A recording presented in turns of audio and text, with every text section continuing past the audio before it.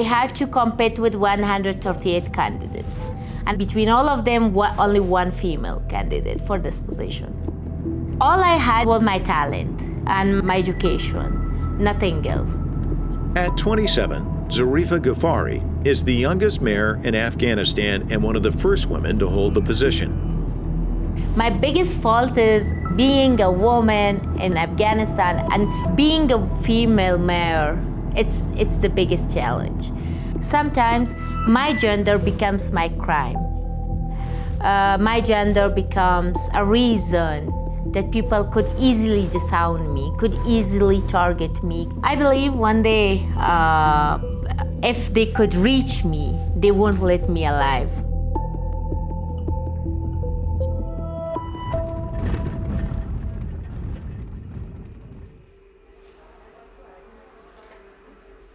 In Africa, some countries like Kenya are seeing new COVID-19 cases rise.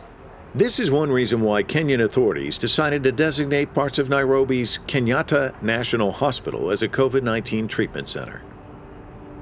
When it comes to fighting the virus, it is women who are on the front lines. Margaret Ogonka is a senior nursing officer specializing in infectious diseases. She's made a career of dealing with pandemics across the African continent. I'm a frontline worker in Kenya during this COVID time, and I responded to the West African Ebola outbreak in the year 2015. I went to Liberia under African Union, and it was Africans for Africans, meaning Africans this time had to come out for their own Africans. Came back and opened the first infectious diseases unit in Kenya, and since then I've been managing and treating the COVID patients. We have an admission of 24th June. This is a very sick patient who needs assistance. So it's one of the patients for total nursing care. A patient with COVID and ascites, and is on oxygen therapy, fine, and repeat a mask. So you continue with the oxygen administration. So it's a very sick patient who needs close monitoring. I think we continue keeping safe. Luckily, most of us are not infected. Currently, we are seeing the numbers of staffs getting infected in other counties. So let's continue trying not to get infected. The challenges we are facing with the coveralls, we're able to use this other kind of PPEs that is mandated by WHO. And I think let's keep up and keep safe. Can you close with a word of prayer? Father, in the mighty name of Jesus, we thank you for this wonderful day. What I learned during Ebola outbreak is my safety first, and also to be loyal to my patients. And I think somebody just needs to be courageous, empathetic. Maybe sometimes when you get a patient who has COVID, take this patient as a friend, a brother, or a sister. So these people just need to be encouraged, talked to, and to empower others. Amen.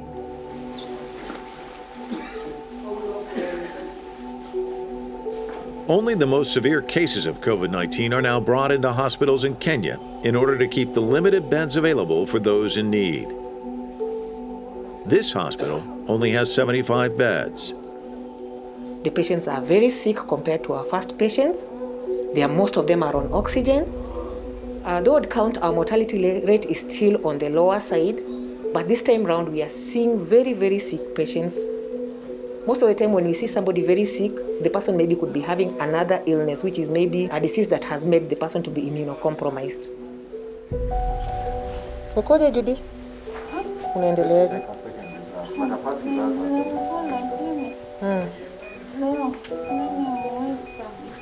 Wewe ni mwili kabisa. Unakula?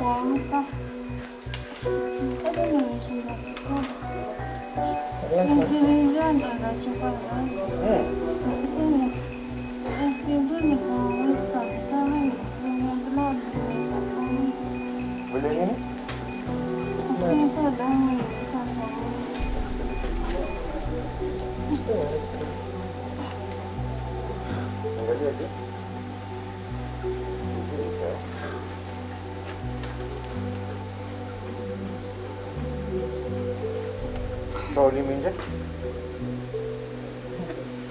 No. Check on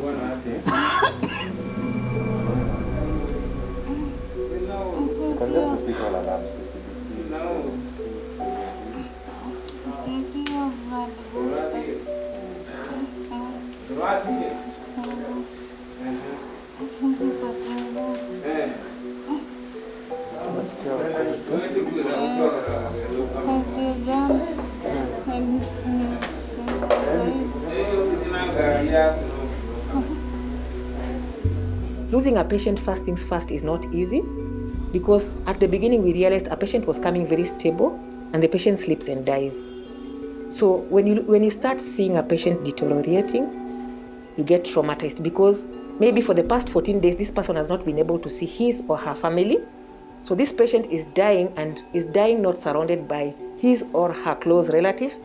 So his or her close relatives are us. When we lose patients, we even cry. So I would say it's very traumatizing to lose, especially the youngsters. It's traumatizing to see somebody struggling on oxygen. It's traumatizing to see somebody who has been managing it well dying due to COVID.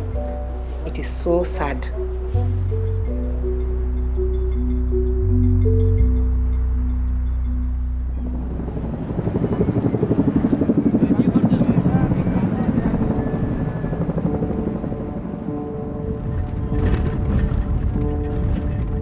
No one of these officials, governmental officials, no one of them are living inside the city, because inside the city it's not totally safe.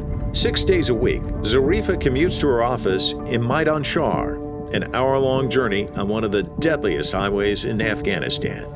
Traveling to this province, you have only this one main road, and normally between these trees or between houses in this area there are Taliban hiding, and at the same time there are mines, the bombs, so you have to drive so carefully regarding security. چرا دیگه پایین نمیشم؟ پایین شدم.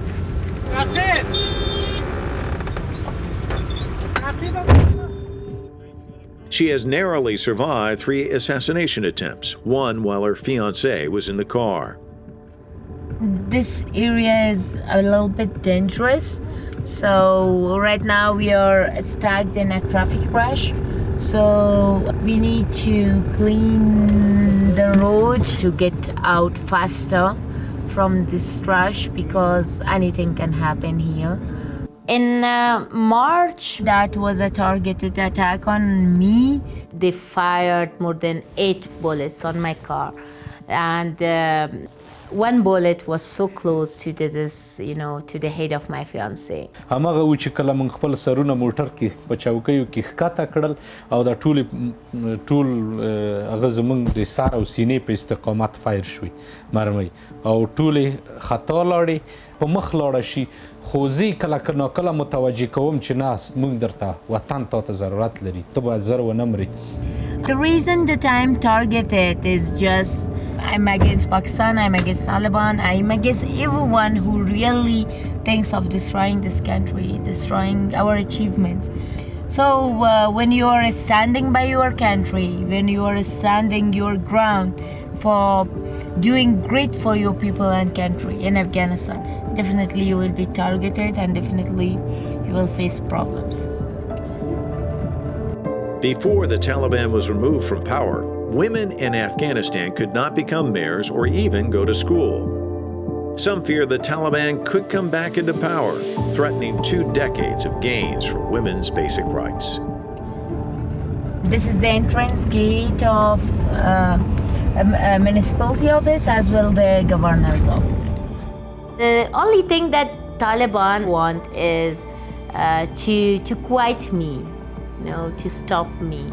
But I don't think they will be ever succeed, because I love my job and being in front line, fighting for women rights, fighting for women power, making people to believe our power, our presence.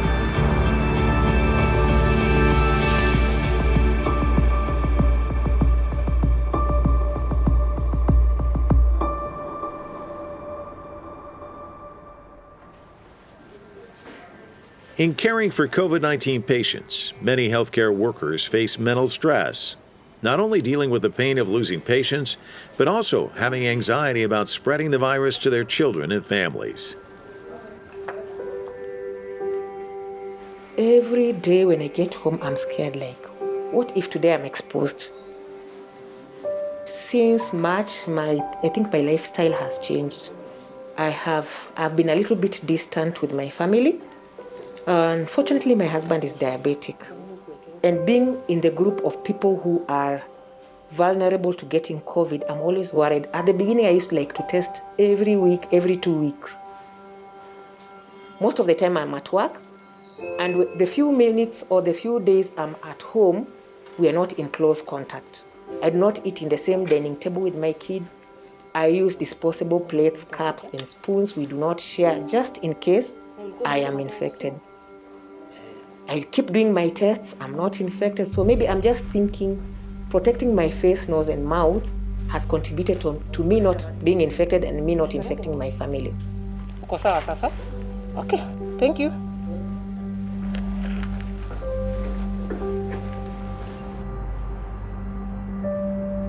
Now, as Kenya is hit with a third wave of COVID, the government is urging everyone to seek help with their mental health.